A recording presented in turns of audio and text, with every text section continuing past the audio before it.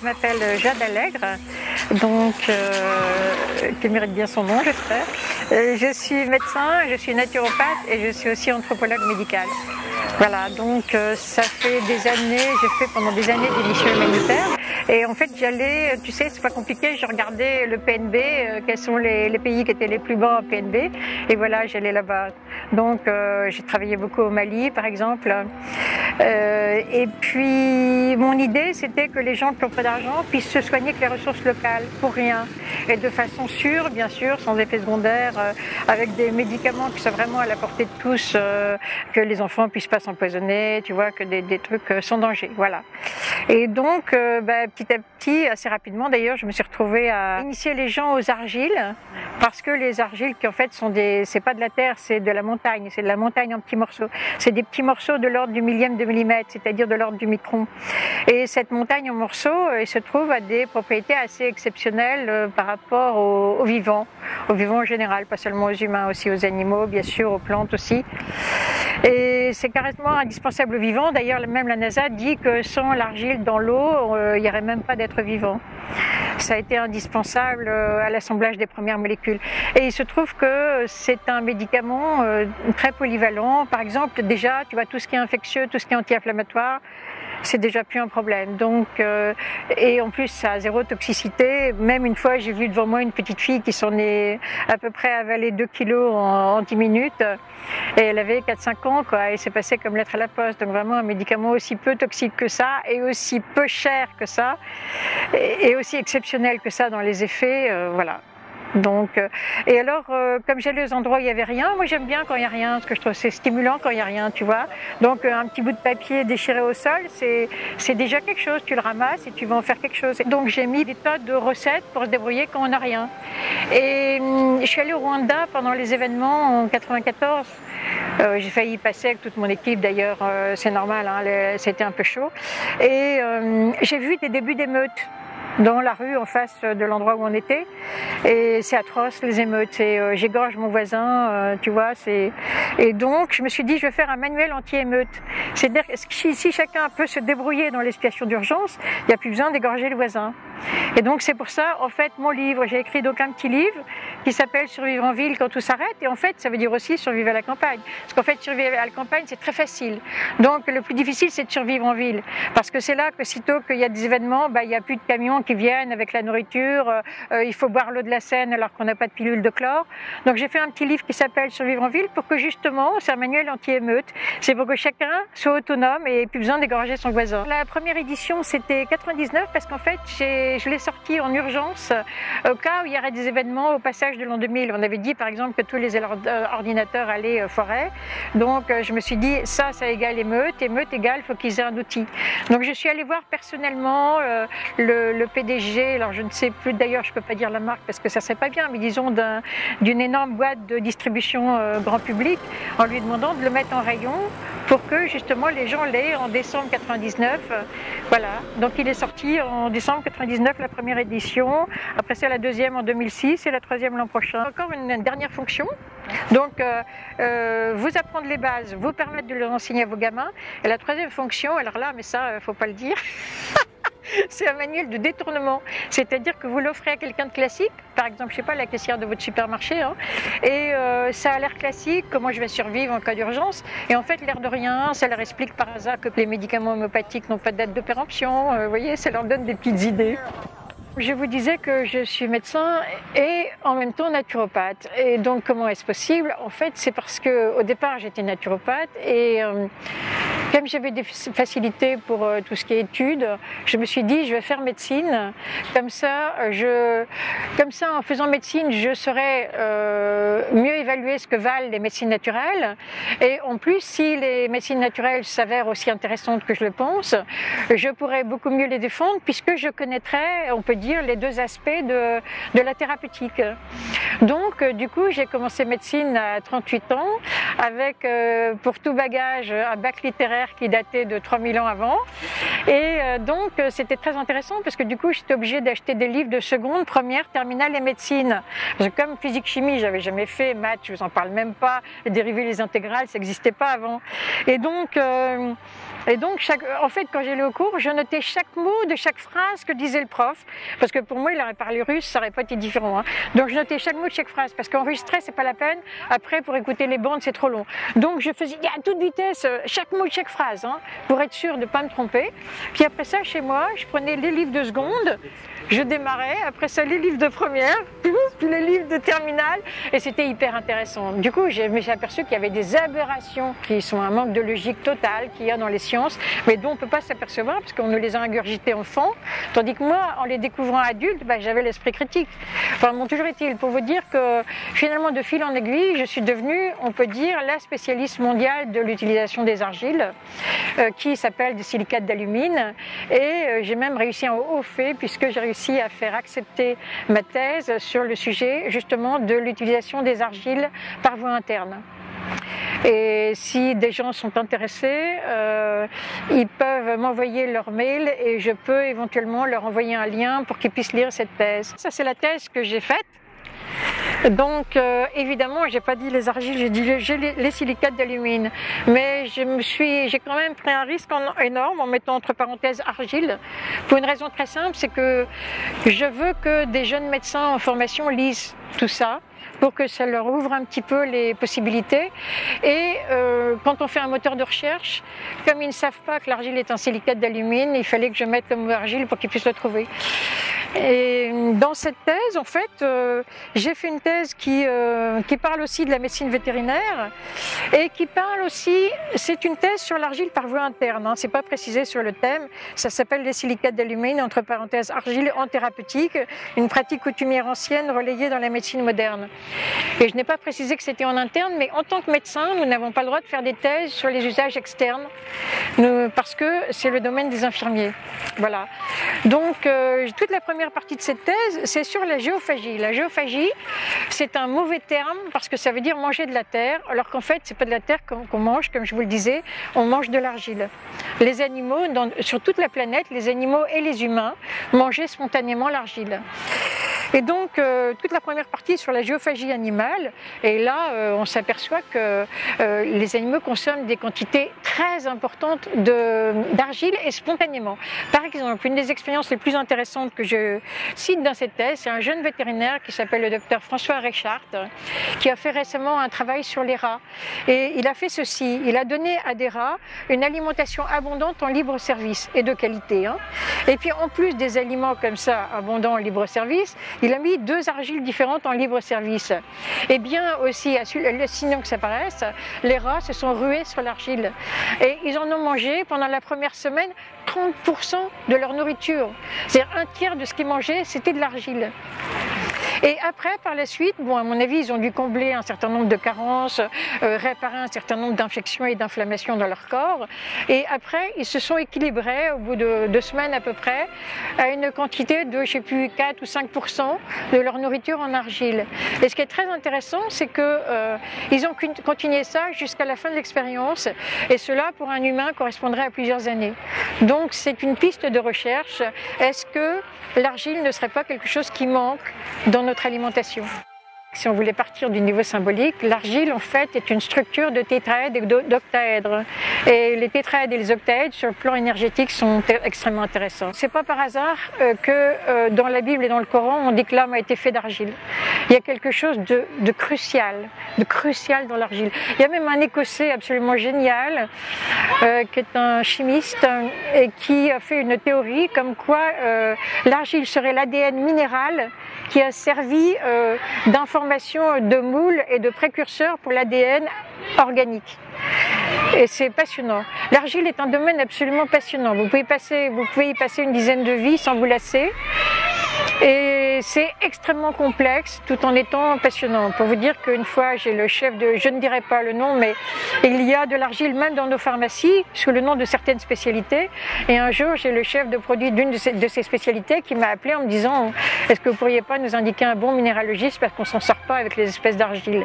Donc quand je vois des gens s'exciter en disant « Je veux une montmorillonite » ou « Je veux une bédélite » ou « Je veux une smectite », je leur dis « Calmez-vous, même les spécialistes, ils s'y retrouvent pas.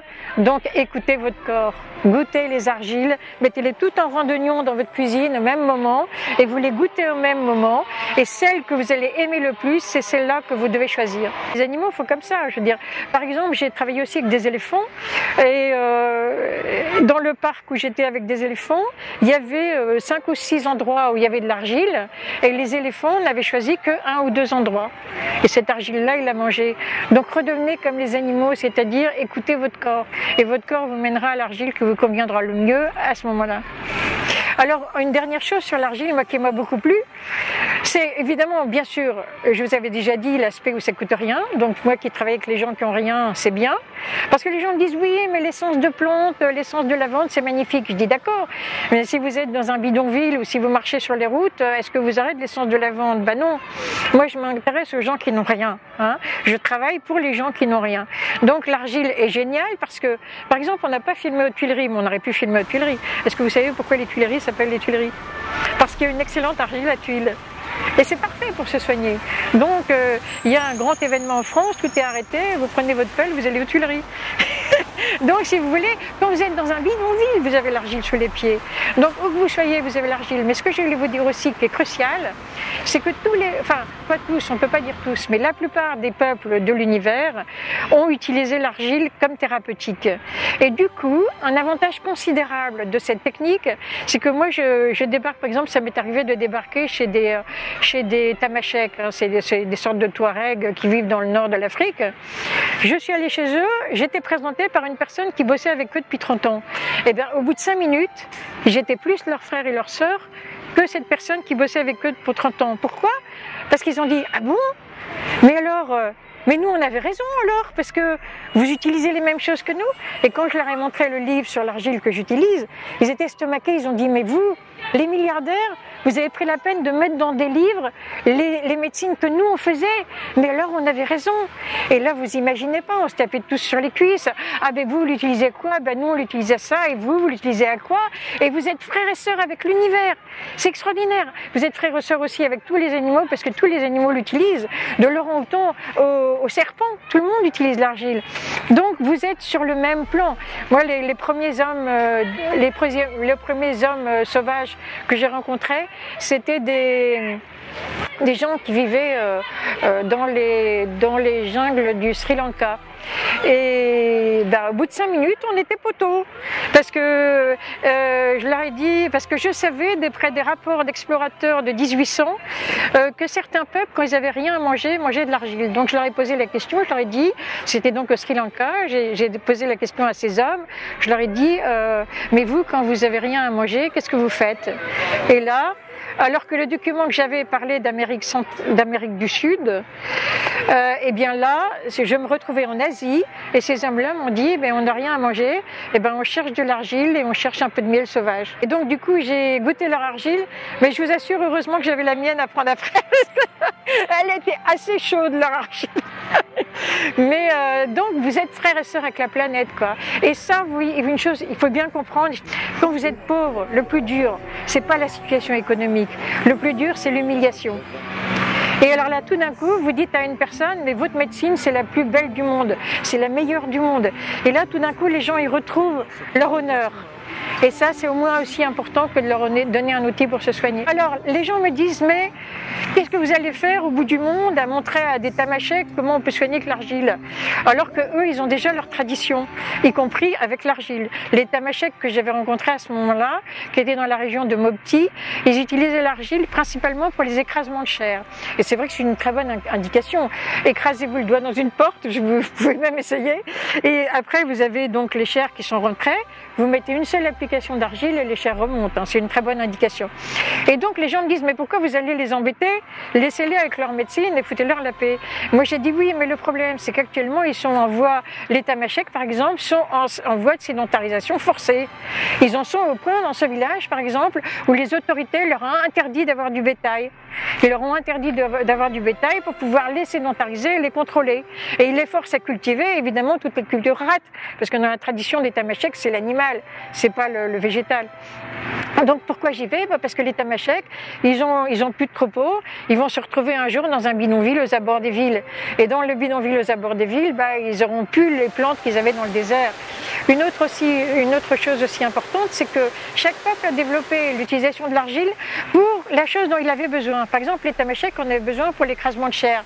Mais pour la diarrhée, ils avaient les graines de baobab. Et la pulpe qui est autour de la graine de baobab est un médicament parfait de la gastro. Donc du coup, eux ne savent pas que l'argile marche aussi pour la gastro. Et donc mon rôle à moi, c'est de leur dire, tiens, mais vous savez, en revanche, dans tel pays, ils peuvent utiliser l'argile quand les enfants ont la gastro. Et même chez la gastro des personnes âgées, et même chez la gastro des gens qui sont carencés en protéines, ça marche. Et c'est remarquable, et en une seule prise, vous arrêtez votre gastro. Donc mon rôle, c'est aussi de diffuser l'information sur d'autres utilisations. Je vous prends un autre exemple. J'ai fait une formation à l'argile pour le groupe de Pierre Rabhi. Et est venu à cette formation un grand professeur de médecine, en l'occurrence de pneumologie, qui était tout à fait réticent. En fait, il est venu parce que sa femme l'a forcé à venir au stage. Chérie, si tu n'y vas pas, je te renie. Et elle a bien fait, parce qu'il a découvert un univers où il est tombé par terre, et il se trouve qu'il allait faire des missions en Mauritanie, et du coup il a commencé à soigner en Mauritanie avec l'argile, et ça a été la folie. Le plus étonnant, c'est qu'à cet endroit, c'était à Chinguetti en Mauritanie, figurez-vous qu'à cet endroit, en plein désert, il y avait une mine d'argile, comme par hasard. Et donc il s'est mis à soigner tout le monde avec l'argile, et les gens redemandaient, parce qu'il faut voir une chose aussi, c'est que l'argile est antidouleur, parce qu'elle est anti-inflammatoire. Moi c'est au point que quand j'étais en cours de médecine, quand on nous demandait de soigner un patient, vous savez, des études de cas, à chaque fois j'oubliais de rajouter un antidouleur, parce que j'avais l'habitude de l'argile qui enlève la douleur, donc ça me venait même pas à l'idée qu'il fallait penser à donner un antidouleur.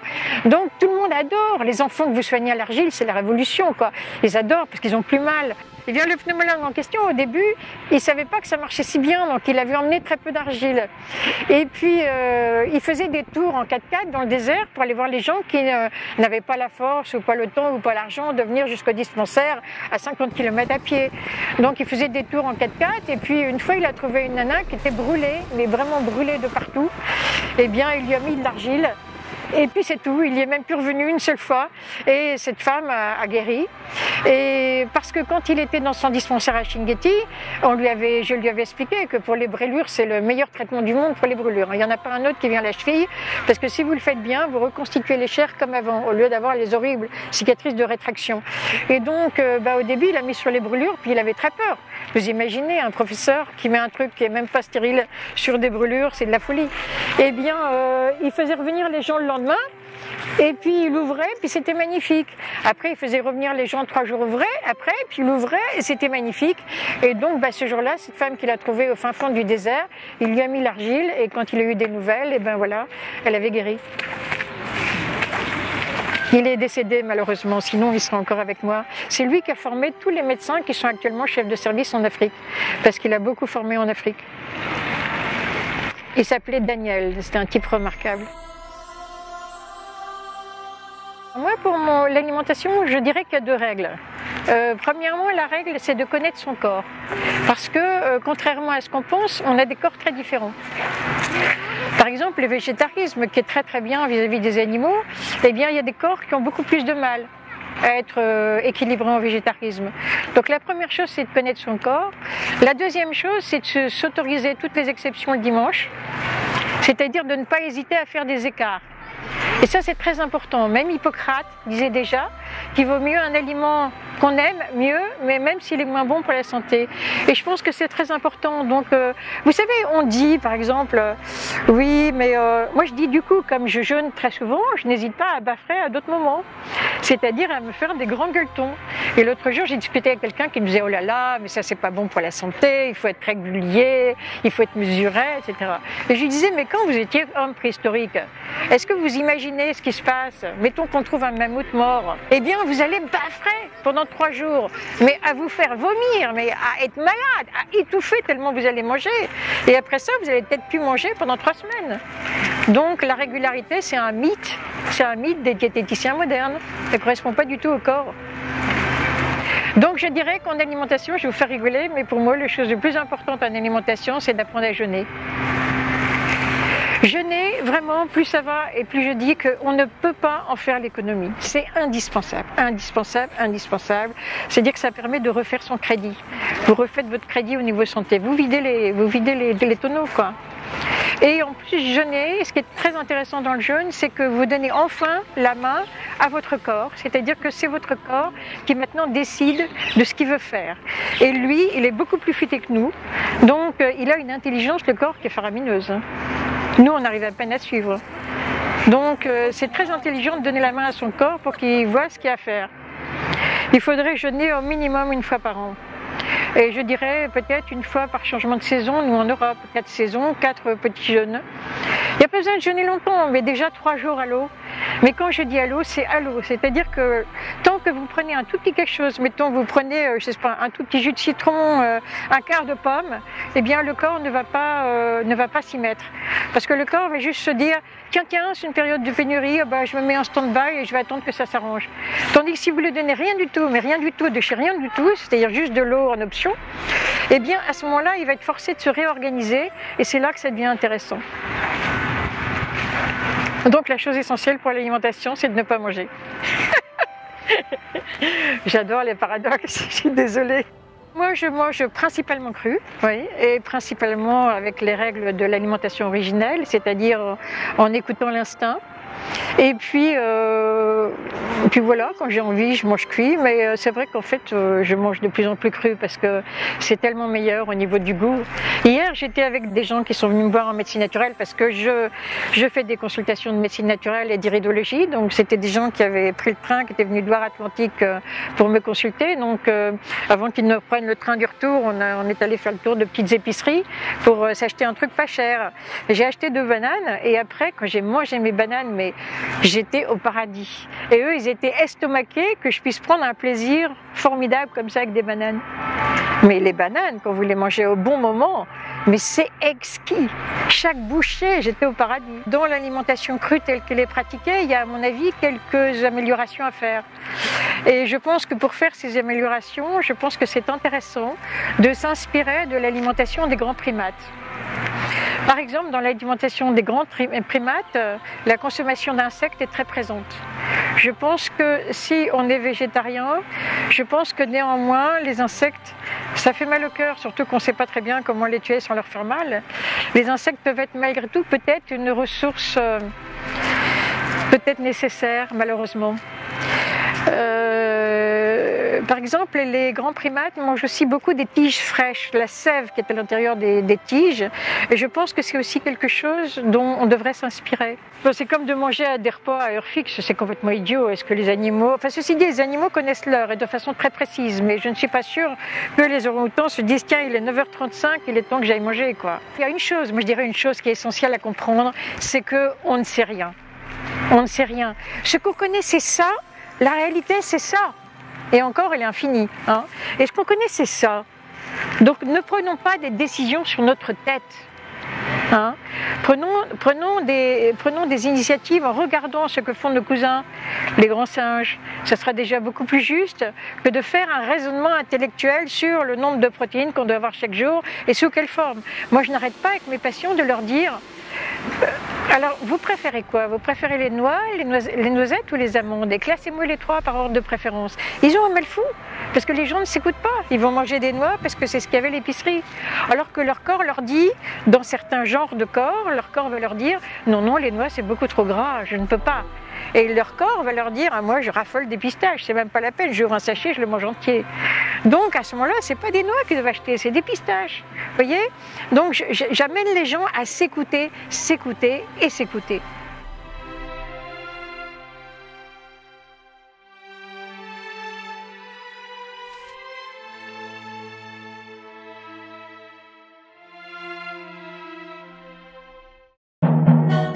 Le Chou Brave, c'est un magazine trimestriel numérique et une chaîne TV Internet abordant des thèmes liés à l'alimentation vivante, la santé, l'éducation, l'agriculture, les énergies alternatives et tout ce qui concerne la vie, la nature et l'homme.